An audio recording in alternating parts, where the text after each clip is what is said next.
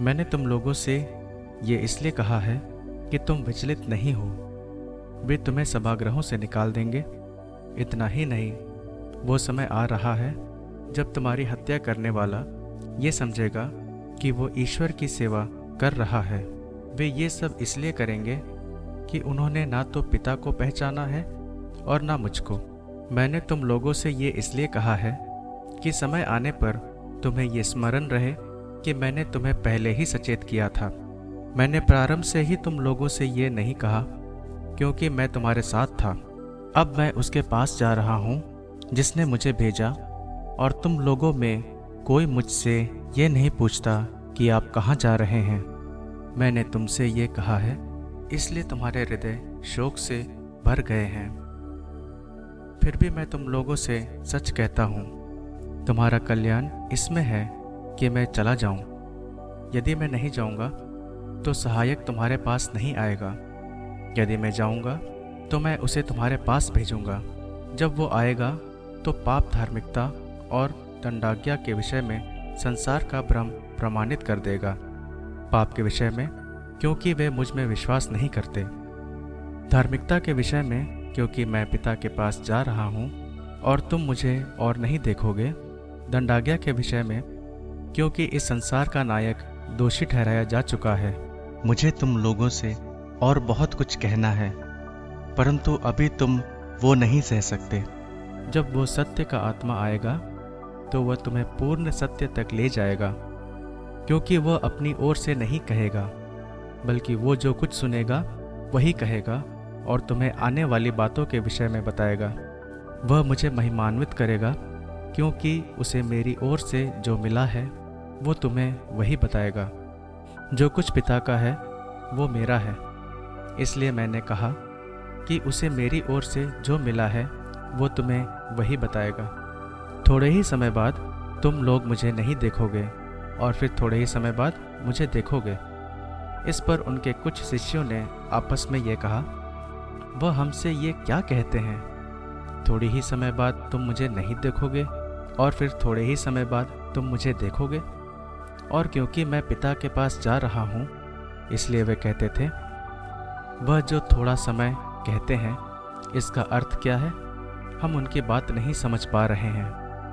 ईसा ने ये जानकर कि वे मुझसे प्रश्न पूछना चाहते हैं, उनसे कहा, तुम आपस में मेरे इस कथन के अर्थ पर विचार विमर्श कर रहे हो कि थोड़े ही समय बाद तुम मुझे नहीं देखोगे और फिर थोड़े ही समय बाद मुझे देखोगे।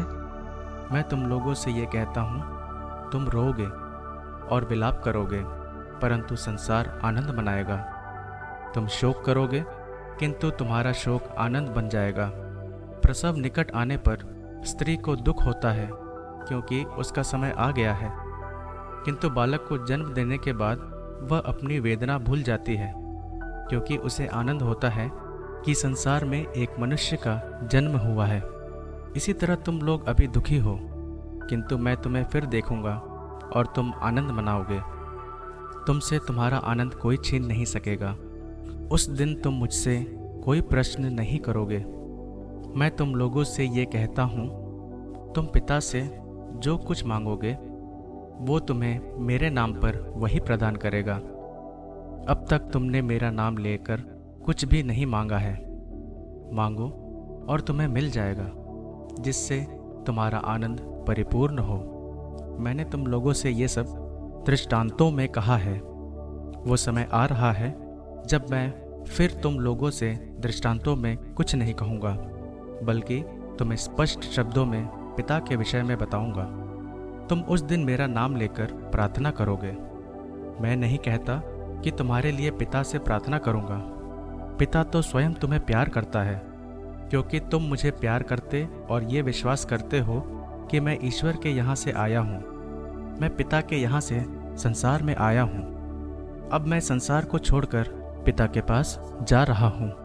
उनके शिष्यों ने उनसे कहा, देखिए, अब आप दृष्टांतों में नहीं बल्कि स्पष्ट शब्दों में बोल रहे हैं। अब हम समझ गए हैं कि आप सब कुछ जानते हैं। प्रश्नों की कोई ज़रूरत नहीं रह गई है। इसलिए हम विश्वास करते हैं कि आप ईश्वर के यहाँ से आए हैं। ईसा ने उन्हें उत्तर दिया, क्या तुम अब विश्वास करते हो?